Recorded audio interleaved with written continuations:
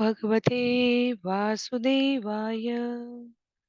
ॐ नमो भगवते वासुदेवाय। ॐ नमो भगवते वासुदेवाय। हरे कृष्णा। आप सभी को दंडवत प्रणाम।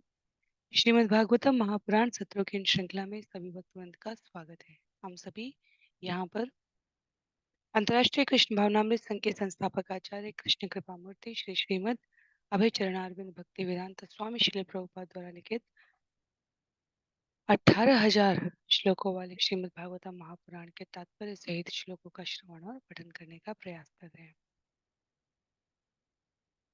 मूल रचयिता वेद व्यास जी द्वारा इस ग्रंथ की रचना अपने गुरु देवऋषि नारद के आदेश पर भगवान और उनके भक्तों की भगत महिमा का वर्णन करने के लिए की गई है। अब तक के आयोजित 295 सत्रों में हम सभी ने स्कंद 5 अध्याय 5 तक इस विषय को श्रवण और पठन किया है। आज सत्र 296 में हम सभी आरंभ करने जा रहे हैं स्कंद 5 अध्याय 6 ऋषभ देव के कार्यकलाप, जिसमें 19 श्लोक हैं और इस अध्याय की समाप्ति के पश्चात स्कंद 5 से श्रवण किए गए समग्र श्लोकों की संख्या 157 हो जाएगी और पूरे श्रीमद् भागवतम स्कंद 1 से लेकर अब तक के कुल श्लोकों की संख्या 4,219 हो जाएगी। तो जैसा कि सत्रों का प्रारूप है, एक संक्षिप्त अवलोकन वर्तमान विषय के लिए, तत्पश्चात मंगलाचरण और उसके बाद एक एक श्लोक का वाचन, अनुवाद और भक्ति वेदांत स्वामी श्रील प्रभुपाद द्वारा लिखे गए तात्पर्य से ग्रहण करने योग्य बिंदुओं का हम सभी यहाँ पर अध्ययन और मनन करने का प्रयास करेंगे। अध्याय 6, जिसका नाम है ऋषभ देव के कार्यकलाप। महाराज ऋषभ देव जो स्वयं भगवान के अवतार विस्तार के रूप में प्रकट होते हैं, इस धराधाम से सभी प्रकार की नास्तिकता का शमन करने के लिए अपने आप को प्रस्तुत करते हैं। महाराज ऋषभ देव के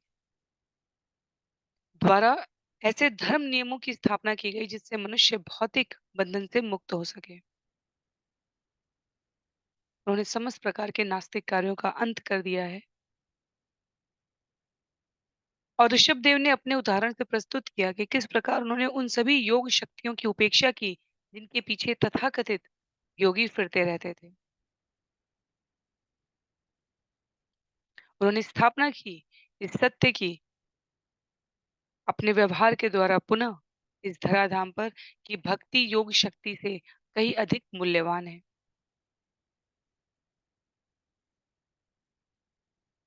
श्रील प्रभुपाद कहते हैं, जब वे दक्षिण भारत में कर्नाट, कोंक, वेंक तथा कुटक प्रदेशों का भ्रमण करते हुए कुटकाचल के निकट पहुंचे, तब वहां अचानक जंगल में आग लग गई, जिसमें वह जंगल और ऋषभ देव का शरीर जलकर राख हो गया।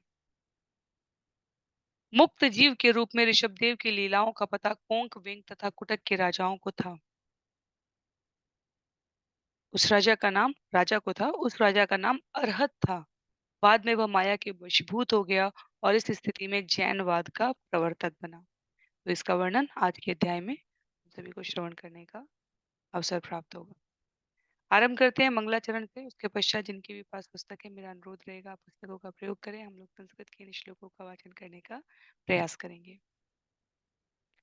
नारायणं नमस्कृत्य नरं चैव नरोत्तमं देवीं सरस्वतीं व्यासं ततो जयम् उदीरयेत्।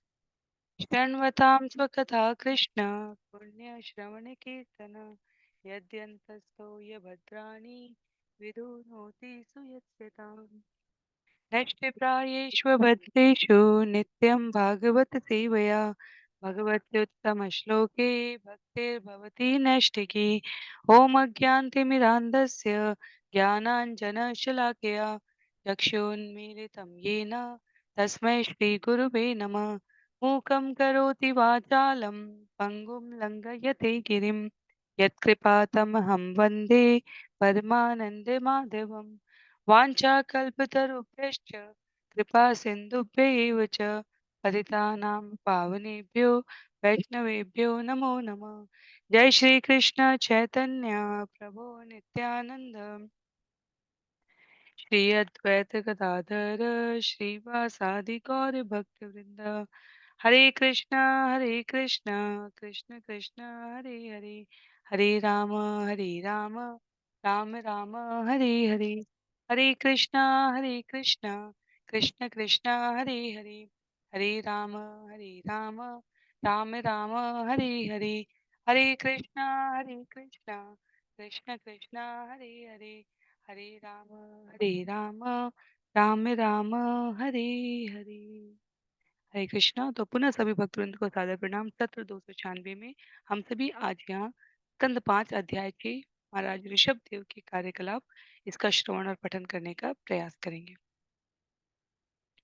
श्लोक संख्या 1 में स्कंद 5 अध्याय 6 श्लोक संख्या 1।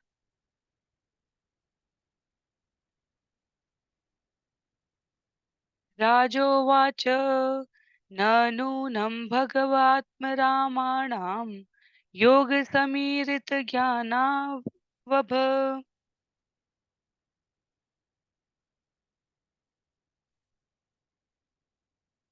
अर्जितकर्मबीजानाम् ऐश्वर्याणि पुनः क्लेशादीनि भवितुमर्हन्ति यदक्षयोपगतानि। राजा परीक्षित ने सुखदेव गोस्वामी से पूछा, हे भगवान, जो पूर्ण रूपेण विमल हृदय हैं, उन्हें भक्ति योग से ज्ञान प्राप्त होता है और सकाम कर्म के प्रति आसक्ति जलकर राख हो जाती है। ऐसे व्यक्तियों में योग शक्तियां स्वतः उत्पन्न हो जाती हैं। इनमें किसी प्रकार का क्लेश नहीं पहुंचता। तो फिर ऋषभ देव ने उनकी उपेक्षा क्यों की? कहने का भाव यहाँ पर महाराज परीक्षित द्वारा है, जो शुद्ध हृदय के जीव हैं, अपने हृदय की स्वभाव की विमलता से उन्हें भक्ति योग प्राप्त होता है और उसके क्रम में सकाम कर्म के प्रति जो आसक्ति है वो स्वयं जलकर राख हो जाती है। तो भगवान की निरंतर सेवा करते रहने से भक्त को भक्ति के लिए जिन वस्तुओं की आवश्यकता होती है वे उसे स्वतः प्राप्त होती है। कई बार जीव इसे योग शक्ति के फलस्वरूप मानते हैं और यदि योगी अपने आप को इस प्रकार इन योग विद्याओं के अनुगामी समझने लग जाएं, तो वो जनता की जो मोह भरी प्रशंसा है उसके अधीन हो जाते हैं। तो महाराज परीक्षित का प्रश्न है कि ऋषभ देव ने भक्त के लिए बाधक न होने वाली इन सिद्धियों को स्वीकार क्यों नहीं किया? क्योंकि भगवान के भक्त के रूप में हमारे पास उदाहरण है अम्बरीश के, सुदामा के, जनक के। वे ऐश्वर्य से कभी नहीं घबराए। उनका लक्ष्य तो केवल भगवान की प्रसन्नता के लिए कार्य करना था। तो भक्त उस श्रेणी में आता है जहां भगवान के अनुग्रह से उसे अभूतपूर्व ऐश्वर्य प्राप्त होता है और वो इस ऐश्वर्य का उपयोग ईश्वर की सेवा में करेगा, इस ऐश्वर्य से विचलित नहीं होगा। तो महाराज परीक्षित का प्रश्न है कि ऋषभ देव ने इस योग का प्रयोग भगवान की भक्ति में क्यों नहीं किया? ऋषि उवाच सत्यमुक्तं किन्तु इह वा एकेन मनसोऽधा विश्रम्भं मनवस्थानस्य षट्किरातिव संगक्षन्ते। श्रील सुखदेव गोस्वामी ने उत्तर दिया, हे राजन, तुमने बिल्कुल सत्य कहा है, किंतु जिस प्रकार चालाक बहेलिया पशुओं को पकड़ने के बाद उन पर विश्वास नहीं करता क्योंकि वे भाग सकते हैं, उसी प्रकार महापुरुष अपने मन पर भरोसा नहीं करते। दरअसल वे सदा जागरूक रहते हुए मन की गति पर नजर रखे रहते हैं। तो ये संकेत है कि ऋषभ देव अपने आप को संसार से विरक्त करके सन्यासी हो गए हैं और उस प्रक्रिया में जिस कठिन तपस्या में उन्होंने अपने आप को रखा है, वहां वे मन तथा इंद्रियों के नियमन की योग पद्धति का दृढ़ता पूर्वक पालन कर रहे हैं। तो एक प्रकार से वो भगवत गीता अध्याय 18 श्लोक संख्या 5 में भगवान द्वारा जब कहा गया है यज्ञ दान तप कर्म न त्याज्यम कार्यमेव तत् यज्ञोदानम तपश्चैव पावनानि मनीषिणाम। यज्ञ, दान और तप जो महात्माओं को भी शुद्ध करने वाले हैं, उनका त्याग नहीं करना चाहिए कर्म के रूप में, उन्हें अवश्य करना चाहिए, ये कर्तव्य है। तो सन्यासी के रूप में ये अर्थ नहीं है कि संकीर्तन यज्ञ त्याग दिया, दान त्याग दिया, करने ये नियमन की योग पद्धतियां त्याग दी। ऋषभदेव उनको किस प्रकार किया जाए इसके लिए आदर्श स्थापित कर रहे हैं। क्या कह रहे हैं? श्लोक संख्या 3 में तथा चोक्तम न कुर्यात् कर्हिचित् सख्यं मनसि ह्यनवस्थिते यद्वि विश्रम्भाचिरात् जीर्णं च स्कंतपेश्वरम। सभी विद्वानों ने अपने अपने मन मत व्यक्त किए हैं। मन स्वभाव से अत्यंत चंचल है। मनुष्य को चाहिए कि वे इससे मित्रता न करें। यदि हम मन पर पूर्ण विश्वास करते हैं तो यह किसी क्षण धोखा दे सकता है। यहाँ तक कि शिव जी श्री कृष्ण के मोहिनी रूप को देखकर उत्तेजित हो उठे और शौभरी मुनि भी योग की सिद्धावस्था से च्युत हो गए। तो विद्वानों के विचारों की अभिव्यक्ति करते हुए यहाँ पर सुखदेव गोस्वामी कहते हैं कि आत्म जीवन आत्माराम परमहंस बनने की प्रक्रिया में आगे बढ़ने के क्रम में सबसे पहला कार्य होता है अपने मन और इंद्रियों पर संयम रखना। भगवान ऋषभदेव साक्षात प्रदर्शित कर रहे हैं कि यह किस प्रकार करना चाहिए। हरे कृष्ण महामंत्र जो कलयुग के लिए संस्तुत यज्ञ है, उसके आश्रय लेकर आध्यात्मिक मार्ग में अग्रसर बने रहकर स्वयं को, क्योंकि वे सन्यास वानप्रस्थ आश्रम के और अनुरक्त जीवों के लिए उदाहरण प्रस्तुत कर रहे हैं, तो कहा गया है यहाँ पर कि समस्त प्रकार की कामिनी कांचन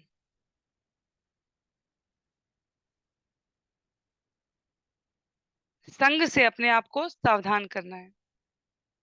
कांचन का अर्थ यहाँ पर भोग से, ऐश्वर्य से, राज्य से, संपत्ति से और कामिनी के रूप में यहाँ पर स्त्री शब्द के लिए कहा गया है।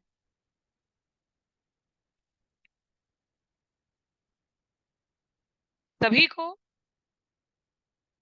कृष्ण भावनामृत आंदोलन में परस्पर स्त्रियों को पुरुषों के संग, जो सनातन धर्म की परंपरा रही है, पुरुषों को स्त्रियों के संग इस मर्यादापूर्ण आचरण के लिए किस प्रकार अग्रसरित होना चाहिए, उसका उदाहरण प्रस्तुत किया गया है। तो क्या कहा गया है श्लोक संख्या 4 में? नित्यं ददाति कामस्य शीघ्रं तमनुयेर्य योगिनः कृतमैत्रस्य पत्युजायेव पुंशली। व्यभिचारिणी स्त्री जार पुरुषों के बहकावे में आसानी से आकर कभी कभी अपनी पति का उनसे वध करवा देती है। यदि योगी अपने मन के ऊपर संयम नहीं रखता और उसे अवसर प्रदान करता है तो उसका मन एक प्रकार से काम क्रोध तथा लोभ जैसे शत्रुओं को प्रश्रय देता है, जो निश्चय ही योगी को मार डालेंगे। तो यहाँ पर उपमा भी है और यहाँ पर प्रत्यक्ष उदाहरण भी है। अनेकों उदाहरण है, क्योंकि राज्य राजाओं द्वारा, पुरुषों द्वारा जहां जहां किया गया, वहां वहां इतिहास में भी, विश्व स्तर के इतिहास में भी हमें इस प्रकार के उदाहरण मिलेंगे। रशिया में जहाँ जार व्यवस्था शासन था, वहां किस प्रकार शब्द प्रयोग हुआ है व्यभिचारिणी स्त्री द्वारा। तो ये एक आकर्षण है और इसके क्रम में इसका दुरुपयोग मन के ऊपर संयम ना रखने वाले शासकों के विरुद्ध बहुत ही आसानी से किया जा सकता है। और उपमा किस संदर्भ में कही गई है? उपमा कही गई है कि काम क्रोध और लोभ जो नरक के 3 द्वार कहे गए हैं भगवत गीता में, वो जिसके भी जीवन में आश्रय पाते हैं, उसके योग स्वभाव को निश्चित रूप से मार डालेंगे। तो श्रील प्रभुपाद इसलिए तात्पर्य में कहते भी हैं कि पुंशली शब्द ऐसी इस प्रकार की स्त्री के लिए प्रयुक्त हो रहा है जो पुरुषों के बहकावे में सुगमता से आ जाए। तो शास्त्रों के निर्देशानुसार यदि नियंत्रण नहीं है स्त्रियों पर और पुरुषों पर सम्यक प्रकार से अपने इंद्रियों के लिए, तो इस प्रकार की कुव्यवस्था समाज में स्थापित हो जाती है। मन को संयमित करने के लिए शास्त्रों का आश्रय अत्यंत आवश्यक है। अन्यथा असंयमित मन काम क्रोध लोभ प्रमत्त ईश्वर मोहवश जो योगी है उसका वध कर देता है।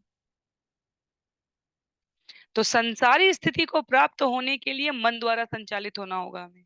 और यदि हम अपने आप को संसारी स्थिति से ऊपर रखना चाहते हैं, तो हमें संयम नियम के द्वारा संचालित करना चाहिए अपना जीवन।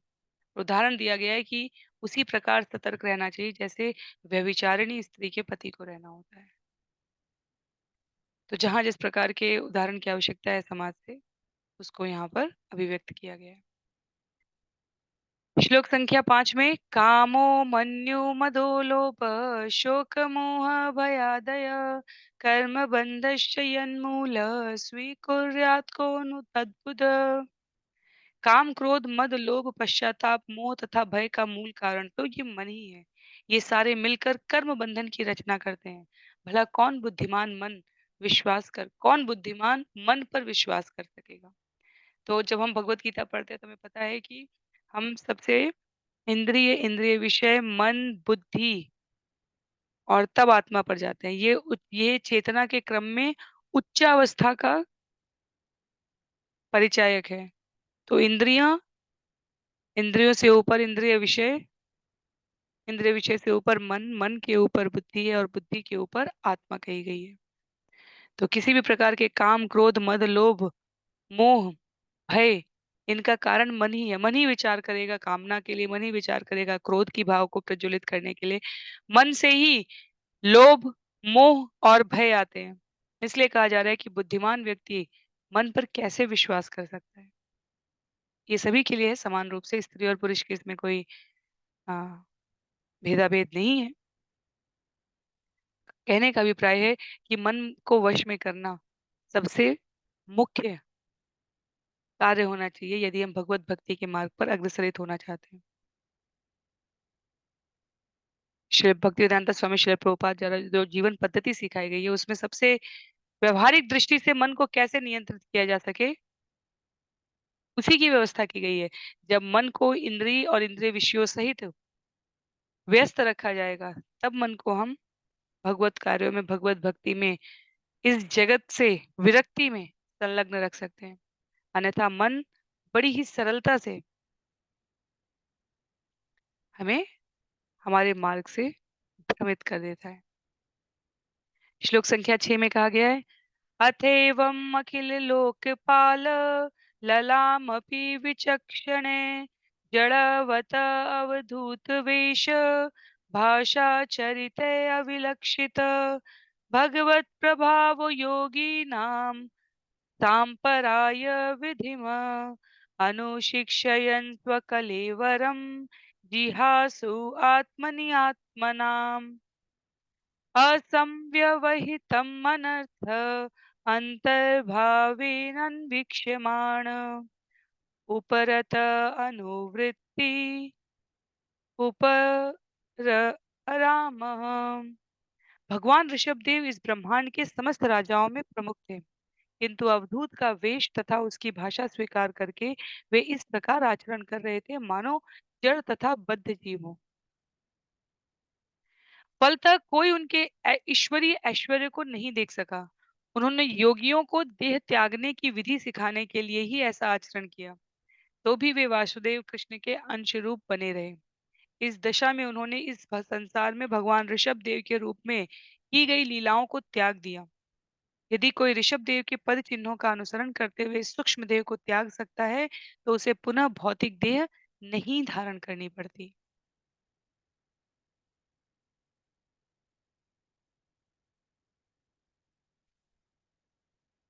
ऋषभ देव यहाँ योगियों के द्वारा किस प्रकार शरीर का परित्याग करना चाहिए उसका उदाहरण उपस्थित कर रहे हैं। और सुखदेव गोस्वामी स्पष्ट करते हैं इस पूरी प्रक्रिया में वो वासुदेव कृष्ण के अंश स्वरूप बने रहे हैं। उन्होंने अपने आप को इस प्रकार से जड़ तथा बद्ध जीव की तरह व्यवहार करते हुए आचरण किया कि उनके ईश्वरीय ऐश्वर्य को कोई नहीं देख सका। और वास्तव में योगियों के ऐसे ऐसे उदाहरण है हमारे शास्त्रों में जहाँ वो छद्म वेश में अपने आप को इस प्रकार उपस्थित रखते हैं कि भौतिक जगत के जीवों द्वारा उनकी भक्ति में, उनकी तप में किसी प्रकार का विघ्न ना हो, वो इस भौतिक जगत द्वारा अदृश्य बने रहें। इस जगत के सबसे प्रमुख सिद्धांत में, जीवन के चरम उद्देश्य लक्ष्य में सम्यक प्रकार से शरीर को त्यागने की कला सीखने की बात की गई है और ऋषभ देव यहाँ पर अपनी अवधूत अवस्था में योगियों को उसके लिए प्रशिक्षित करते हैं। क्या कहा गया है? श्लोक संख्या 7 में तस्य हवा एवं मुक्त लिंगस्य भगवत ऋषभस्य योग माया वासनया देह इमाम जगतीमभिमान आभासीन संक्रममाण कोंक विंक कुटकान दक्षिण कर्णाटकान देशान यदक्षया उपगतकुटकाचलोपवने आस्य कृताश्म कवल उन्मादीव मुक्तमूर्ध जो संवीतेव विचचार। वास्तव में भगवान ऋषभ देव के कोई भौतिक शरीर न था, किंतु योग माया से वे अपने शरीर को भौतिक मान रहे थे। अतः सामान्य मनुष्य की भांति आचरण करके उन्होंने वैसी मानसिकता का त्याग किया। वे संसार भर में घूमने लगे। घूमते-घूमते वे दक्षिण भारत के कर्नाट प्रदेश में पहुंचे, जहाँ के रास्ते में कोंक, विंक तथा कुटक पड़े। इस दिशा में घूमने की उनकी कोई योजना न थी, किंतु कुटकाचल के निकट उन्होंने एक जंगल में प्रवेश किया। उन्होंने अपने मुंह में पत्थर के टुकड़े भर लिए और जंगल में नग्न तथा बाल बिखेरे पागल की भांति घूमने लगे।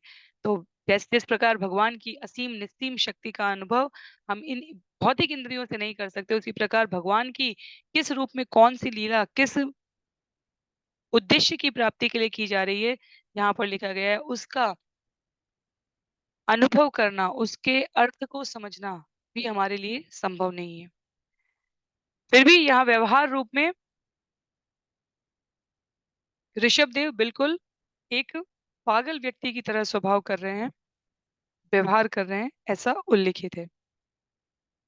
अतः समीर वेग विद्युत वेणु विकर्षण जात उग्र दावानल तत उग्र धावानल तत्वनम आले लिहान सह तेन ददाह। जब वे भटक रहे थे तो प्रबल दावाग्नि जल लग गई। यह अग्नि वायु से झकझोरे गए बांसों की रगड़ से उत्पन्न हुई थी। इस अग्नि में कुटकाचल का पूरा जंगल तथा ऋषभदेव का शरीर भस्मसात हो गए। तो ऐसी दावाग्नि में किसी का भी बचना संभव नहीं है। बाह्य रूप से ऐसा लगा है कि ऋषभदेव जल गए और श्रील प्रभुपाद लिखते हैं परंतु भगवान ऋषभदेव तो जंगल के समस्त जीवों की परम आत्मा थे। उनकी आत्मा अग्नि में कदापि जल नहीं सकती थी। तो भगवान ऋषभदेव की उपस्थिति के कारण जंगल के सभी पशु इस भौतिक बंधन से मुक्त हो गए। अदाह्यो अयम अपने आप को उन्होंने वहां स्वयं उपस्थित रखा। और श्लोक संख्या 9 में सुखदेव गोस्वामी वर्णन करते हैं यस्य किलानुचरितम उपाकर्ण्य कोंक विंक कुटकानाम राजा अर्हत नाम उपशिक्ष्य कलौधर में उत्कृष्यमाणे भवित्वेन विमोहित स्वधर्म पथम अकुत भयम अपहाय कुपथ पाखंडम असमंजसं निजमनिषया मंदसं प्रवर्तयिष्यते। सुखदेव गोस्वामी ने महाराज परीक्षित को आगे बताया कि हे राजन कोंक विंक तथा कुटक के राजा ने जिसका नाम अरहत था ऋषभ देव के कार्यकलापों के विषय में सुना और उसने ऋषभ देव के नियमों का अनुकरण करते हुए एक नवीन धर्म पद्धति चला दी। पापमय कर्मों के इस युग कलयुग का लाभ उठाकर मोहवश राजा अरहत ने बाधा रहित वैदिक नियमों को छोड़ दिया और वेद विरुद्ध एक नवीन धर्म पद्धति गढ़ ली। यही जैन धर्म का शुभारंभ था। अन्य अनेक तथाकथित धर्मों ने इस नास्तिकवाद को ग्रहण कर लिया। तो ये श्रीमद् भागवतम के वचन है। श्रील प्रभुपाद ने इसका अनुवाद किया है जो वेद व्यास जी द्वारा रचित किया गया है यहाँ पर और वर्णन आता है यहाँ पर श्रील प्रभुपाद द्वारा। हम सभी को स्मरण भी है भगवत गीता और कृष्ण पुस्तक के श्रवण में कृष्ण पुस्तक में हमने इसका श्रवण किया था प्रत्यक्ष रूप से जहाँ पर भगवान कृष्ण के जीवन काल में जब वो लीला रूप में इस धराधाम पर थे तभी पौंड्रक नामक एक व्यक्ति ने स्वयं को नारायण चतुर्भुज रूप का अनुकरण करते हुए स्वयं को घोषित कर दिया था भगवान। और भगवान ने उसके द्वारा आह्वान किए जाने पर फिर उसको मृत्यु के पाश में आबद्ध भी किया है। उसी प्रकार ऋषभ देव के काल में कोंक तथा वेंक के राजा ने ये जो परमहंस जीवन है ऋषभ देव का, उसका आचरण करते हुए, भगवान ऋषभ देव का अनुकरण करते हुए एक ऐसा धर्म चलाया जिसका इस कलयुग में जिसने इस कलयुग में जनता की अधोगति गति का लाभ उठाया है। और वैदिक साहित्य में कथित है कि इस कलयुग में लोग किसी को भी परमेश्वर मान के वेद विरुद्ध किसी भी धर्म पद्धति को स्वीकार करेंगे। इसीलिए कलयुग के व्यक्तियों को मंदा सुमंद मतेह कहा गया है, कम आयु कम बुद्धि वाला कहा गया है। और वे किसी भी धर्म को स्वीकार करेंगे जहां उनको सरलता पूर्वक इंद्रिय भोग करने का अवसर उपलब्ध करा दिया जाए। तो चाहे वो निरीश्वरवाद संप्रदाय हो, चाहे वो निरीश्वरवाद का अर्थ जहाँ भगवान के अस्तित्व की उपस्थिति को नकारा जाता हो, तो कोंग इंग के राजाओं द्वारा उसी को स्थापित कर दिया गया। श्लोक संख्या 10 में कहा गया है, येन हवावकलो मनुज अप्सदा देव माया मोहित स्वविधि नियोग शौचारित्र विहीना देव हेलनानि अप अपव्रतानि निज निज इक्ष्या गृहाणा स्नानना च मनन् अशौचकेश उल्लुञ्चन् आदीनि कलिना धर्म बहुलेन उपहत्य ब्रह्म ब्राह्मण यज्ञ पुरुष लोकविदु ब्रह्म ब्राह्मण यज्ञ पुरुष लोका विदूषका प्रायेण भविष्यन्ति। अधम तथा परमेश्वर की माया से मोहित व्यक्ति मूल वर्णाश्रम धर्म तथा उसके नियमों का परित्याग कर देंगे। वे नित्य 3 बार स्नान करना और ईश्वर की आराधना करना छोड़ देंगे। वे शौच तथा परमेश्वर को त्याग कर अटपटे नियमों को ग्रहण करेंगे। नियमित स्नान न करने अथवा अपना मुख न धोने से वे सदा गंदे रहेंगे और अपने केश नुचवाएंगे। ढोंग धर्म का अनुसरण करते हुए वे फलेंगे फूलेंगे। इस कलयुग में लोग अधार्मिक पद्धतियों की ओर अधिक उन्मुख होंगे। फलस्वरूप वे वेदों के अनुयायी ब्राह्मणों, भगवान तथा अन्य भक्तों का उपहास करेंगे। तो ये कलयुग की गति है जो स्पष्ट रूप से वर्णित है। आगे भी स्कंद 11 में इसका उल्लेख है। श्रील प्रभुपाद तात्पर्य में उल्लेख करते हुए कहते हैं कि पश्चिम में तत्कालीन समय में जब श्रील प्रभुपाद वपु रूप से इस धराधाम पर थे, तो पश्चिम में हिप्पियों द्वारा कुछ इसी प्रकार का जीवन जिया जा रहा था। वे असंयमी थे, गैर जिम्मेदार थे, वैदिक ज्ञान का मजाक उड़ाते थे, अपने-अपने मनगढ़ंत हिसाब से धर्म को गढ़ते रहते थे। और श्रील प्रभुपाद कहते हैं इनका मूल स्रोत राजा अरहित ही था, जिसने भगवान ऋषभ देव के कार्यकलापों का अनुकरण किया।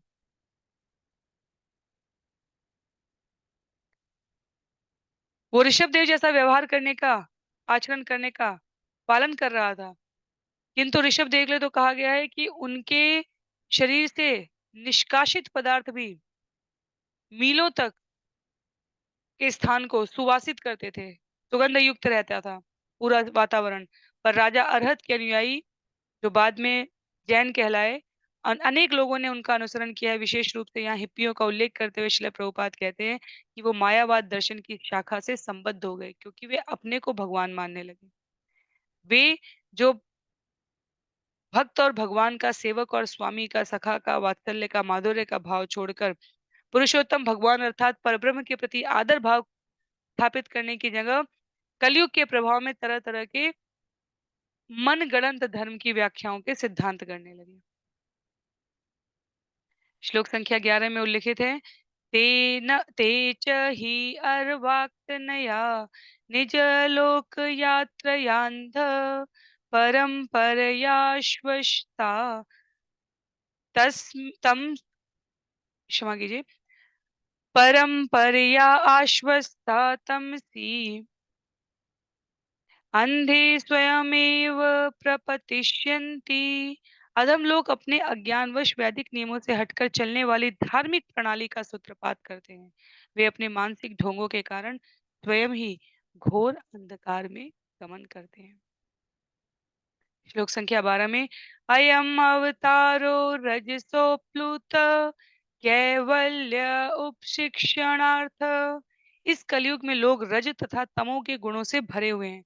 भगवान ऋषभ देव ने इन लोगों को माया के चंगुल से छुड़ाने के लिए ही अवतार लिया था।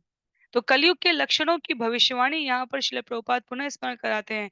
स्कंद 11-12 में वर्ण लावण्यम केश धारणम, पतित जीव या तो लंबे लंबे बाल रखकर अपने को अति सुंदर मानेंगे या फिर जैनियों की भांति केशों को नुचवाएंगे। और जैनी भगवान ऋषभ देव को अपना प्रवर्तक मानते हैं। तो श्रील प्रभुपाद कहते हैं इस स्थिति में उनके द्वारा ऋषभ देव की शिक्षाओं का दृढ़ता से पालन होना चाहिए। ऋषभ देव की शिक्षाएं हम सभी ने पिछले अध्याय में श्रवण की है। जो वास्तव में ऋषभ देव की शिक्षाओं का पालन करेंगे वो माया के चंगुल से छूटकर परम धाम पहुंच जाएंगे। पर ऋषभ देव की शिक्षाओं को व्युति क्रम में अव्यवस्थित करके स्वयं के मनगढ़ंत सिद्धांतों के द्वारा प्रस्तुत करके किसी का कल्याण नहीं होगा। ऋषभ देव ने कौन सी शिक्षाएं दी है जो हम सभी ने स्कंद 5 अध्याय 5 में श्रवण की है। वो पतित आत्माओं को मोक्ष दिलाने के अवतार के प्रारूप में ही स्थापित की गई थी। पर समयांतर पर क्या हुआ?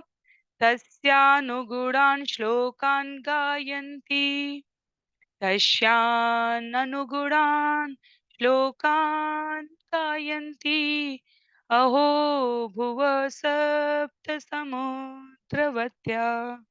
द्वीपेषु वर्षेष्वधिपुण्यमेतत् गायत्री यत्र त्यजना मुरारे कर्माणि भद्राणि अवतारति। इस प्रकार से विद्वान जन भगवान ऋषभ देव के दिव्य गुणों का जाप किस प्रकार करते हैं? ओ, इस पृथ्वी लोक में 7 समुद्र तथा अनेक द्वीप और वर्ष हैं, जिसमें से भारतवर्ष सबसे अधिक पवित्र है। भारतवर्ष के लोग भगवान के कार्यकलापों का ऋषभ देव तथा अन्य अनेक अवतारों के रूप में गुणगान करने के अभ्यस्त हैं। कर्माणि भद्राण्य व तरांति, ये सारे कार्य मानवता के कल्याण हेतु अत्यंत शुभ है। तो भगवान ऋषभ देव का गुणगान बुद्धिमान जीवों द्वारा मानवता के कल्याण की शुभता के लिए इस रूप में स्मरण किया जाता है। श्रील प्रभुपाद कहते हैं तात्पर्य में माधवाचार्य ने भारत भूमि को विशेषाद भारते पुण्यम, सारे विश्व में कहीं भी भगवत भक्ति का प्रश्न उठे ना उठे और भारतवर्ष के लोग ईश्वर की भक्ति आसानी से समझ सकते हैं। और इसलिए भारतवर्ष के प्रत्येक वासी भगवत भक्ति के द्वारा अपने जीवन को पूर्ण बनाने के लिए प्रयासरत रहते हैं। उनके द्वारा विश्व भर के प्रत्येक प्राणी के लाभार्थ इस भक्ति का प्रचार किया जाता है। तो श्रील प्रभुपाद इसको अभिव्यक्त कर रहे हैं। ऋषभ देव की शिक्षाएं वास्तव में प्राणी को इस जगत के मोह, क्रोध, लोभ, इन पाप के आडंबरों से मुक्त कराने के लिए है। श्लोक संख्या 14 में कहते हैं अहो नुवंशो यशशाव अवदात प्रव्रतो यत्र पुमान् पुराण कृतावतार पुरुष स आद्याश्चार धर्मम यद कर्म हेतुम। ओह भला मैं प्रियव्रत के वंश के संबंध में क्या कहूँ जो इतना विमल तथा अत्यंत विख्यात है। इसी वंश में परम पुरुष भगवान ने अवतार लिया और कर्म फलों से मुक्त करने वाले धार्मिक नियमों का आचरण किया है।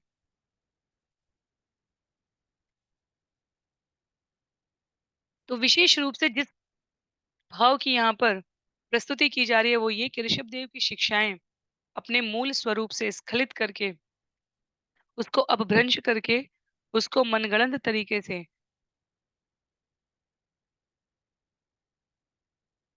तत्कालीन राजाओं द्वारा जिस जैन धर्म के प्रवर्तन के रूप में स्थापित की गई थी, वो मूल ऋषभ देव की शिक्षाओं से भिन्न प्रस्तुत है। तो यहाँ पर कहा जा रहा है भगवान श्री कृष्ण ने यदुवंश में और भगवान रामचंद्र ने इक्ष्वाकु अथवा रघुवंश में अवतार लिया है।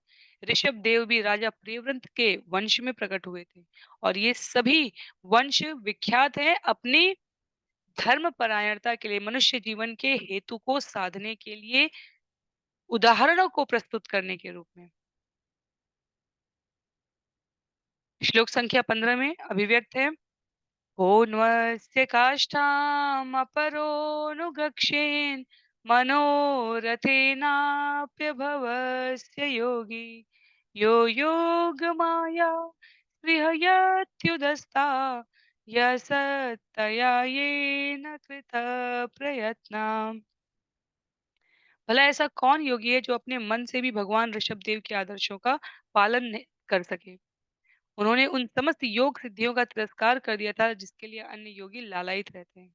ऐसा भला कौन योगी है जो भगवान ऋषभदेव की समता कर सके। तो अष्ट सिद्धियों की कामना करने वाले योगियों के लिए, जिनमें अणिमा, लघिमा, महिमा, प्राकाम्य, प्राप्ति, ईशित्व, वशित्व और काम वसायिता का उल्लेख किया है श्रील प्रभुपाद ने तात्पर्य में, कि भगवान ऋषभदेव ने इनमें से किसी की भी कभी कोई कामना नहीं की। ये सिद्धियां भगवान द्वारा माया के रूप में प्रस्तुत की जाती हैं और योग साधना का मुख्य उद्देश्य इन सिद्धियों की प्राप्ति करना नहीं है। इसका मुख्य उद्देश्य भगवान का अनुग्रह और उनकी शरण प्राप्त करना है। पर योग माया के कारण ये उद्देश्य प्रक्षन्न होना भी बहुत आसान है। इसलिए तथाकथित योगी जिनके द्वारा इन सिद्धियों के प्रति आकर्षण अभिव्यक्त किया जाता है, वे भगवान ऋषभदेव की कभी समता नहीं कर सकते, क्योंकि ऋषभदेव ने अपने जीवन काल में इसको कभी अपने जीवन के मुख्य उद्देश्य के रूप में स्थापित नहीं किया।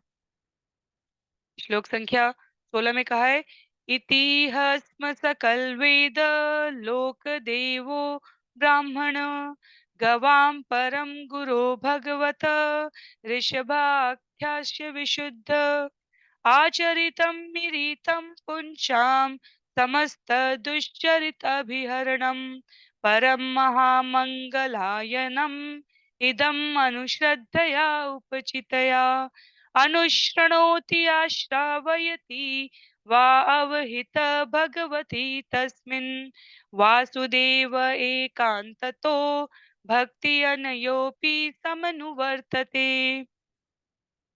सुखदेव गोस्वामी ने आगे कहा, ऋषभ देव समस्त वैदिक ज्ञान, मनुष्यों, देवताओं, गायों तथा ब्राह्मणों के स्वामी हैं।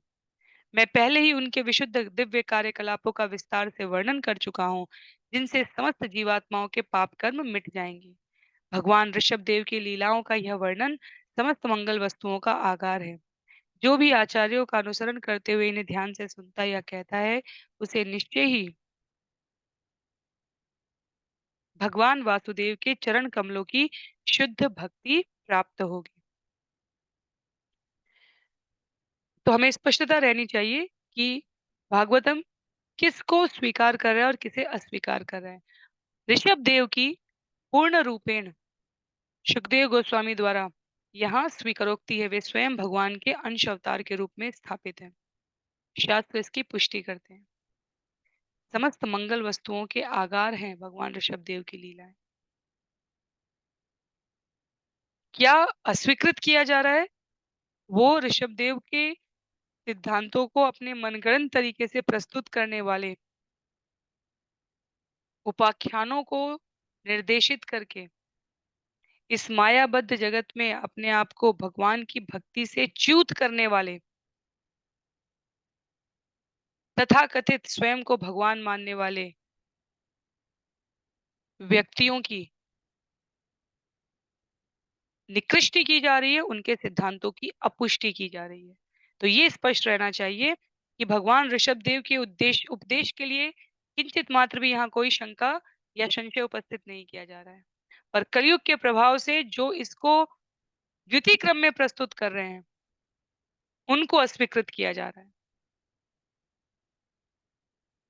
नित्यम भागवत सेवया, भक्तों के द्वारा नियमानुसार 24 घंटे श्रीमद् भागवत का पठन, कथन, श्रवण, आचरण होना चाहिए। चैतन्य महाप्रभु की भी शिक्षा है, श्रील प्रभुपाद कहते हैं कीर्तनिया सदा हरि।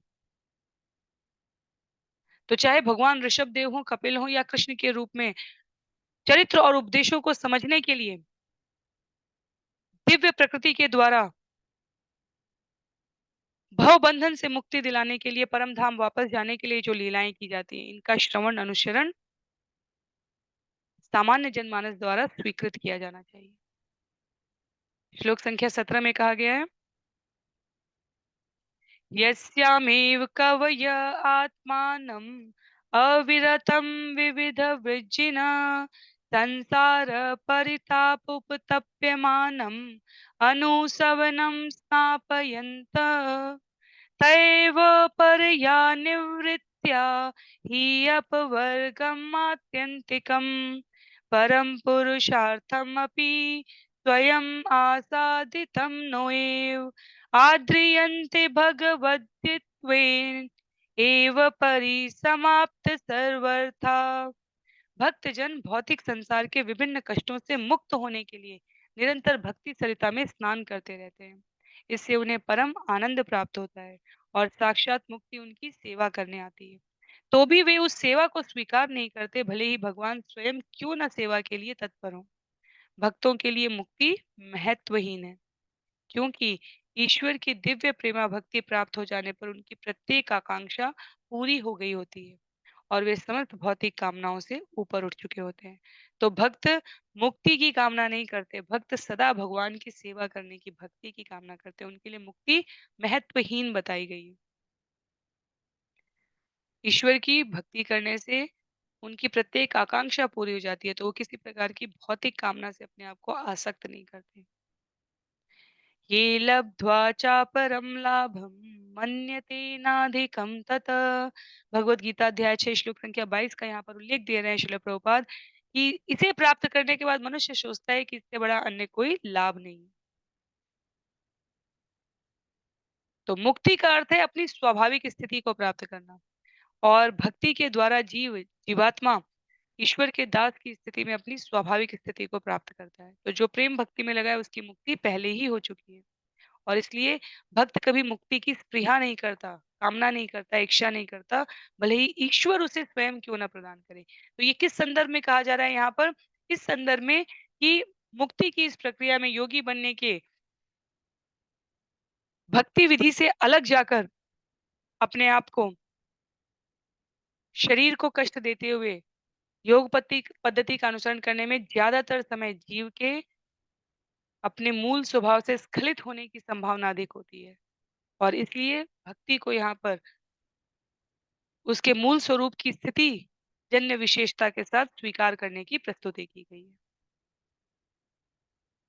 श्लोक संख्या 18 में राजन पति गुरु अरलम भवनाम यदूनाम। तो यहाँ पर हम लोग ब्रह्म संहिता का मीटर लगाएंगे। राजन पति गुरु अलम भवताम यदूनाम दैवं प्रियः कुलपति क्वच किंकरो व अस्त्वेव मंग भगवान भजतां मुकुंदो मुक्तिं ददाति करहि चेत् मन भक्ति योगम। सुखदेव गोस्वामी ने आगे कहा, हे राजन, परम पुरुष मुकुंद सभी पांडवों तथा यदुवंशियों के वास्तविक पालक हैं। वे तुम्हारे गुरु, आराध्य, अर्चा, विग्रह, मित्र तथा तुम्हारे कर्मों के निदेशक हैं। यही नहीं, वे कभी कभी दूत या सेवक के रूप में भी तुम्हारे परिवार की सेवा करते हैं। इसका अर्थ यह हुआ कि वे सामान्य सेवकों की तरह कार्य करते हैं। जो ईश्वर की सेवा में लगे रहकर प्रिय पात्र बनना चाहते हैं, उन्हें मुक्ति सरलता से मिल जाती है, किंतु वे अपनी प्रत्यक्ष सेवा करने का अवसर बहुत उनमें से बहुत कम को ही प्रदान करते हैं। तो मुक्ति का अवसर आसानी से उपलब्ध है, भक्ति का अवसर बहुत कम लोगों को उपलब्ध कराते हैं भगवान। क्योंकि भक्ति में भगवान कहते हैं, मुक्ति में भगवान स्वामी है, स्वामी की स्थिति में हम, भक्ति की स्थिति में भगवान स्वयं को स्वामी और सेवक के इस संबंध में परस्पर भाव विनिमय के द्वारा अभिव्यक्त करते हैं। तो यहाँ पर ऋषभ देव भगवान के अंश रूप में यशस्वी वंश प्रियव्रत में अपने आप को अवतरित करके, जैसे यदि हम स्मरण करें उत्तानपाद के सो मनु के दो पुत्र हुए, उत्तानपाद और प्रियव्रत। प्रियव्रत के वंश परंपरा में भगवान ऋषभ देव के रूप में अवतरित हो रहे हैं। उत्तानपाद की वंश परंपरा में यदि हम स्मरण करें, ध्रुव की उत्पत्ति के पश्चात उस क्रम में आगे जाते हुए महाराज पृथु का वर्णन आया है।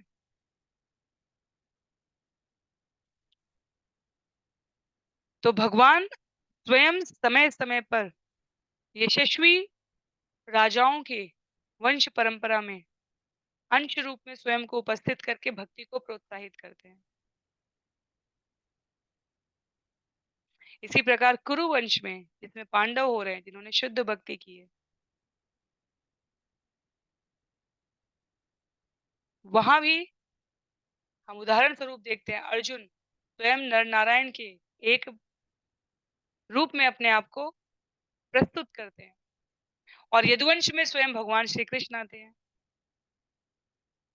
तो ये उदाहरण यहाँ पर इस संबंध में है। श्रील प्रभुपाद कहते हैं, भगवान का शुद्ध भक्तों के प्रति सदैव अधिक झुकाव रहता है और भक्तों के लिए मुक्ति की आवश्यकता उतनी अधिक नहीं है। क्योंकि मुक्त बनने का अवसर भले वो बहुतों को देते, शिशुपाल को भी मुक्ति प्राप्त हुई है, कंस को भी मुक्ति प्राप्त हुई है, रावण को भी मुक्ति प्राप्त हुई है, पर भक्त बनने का अवसर वो आसानी से प्रदान नहीं करते।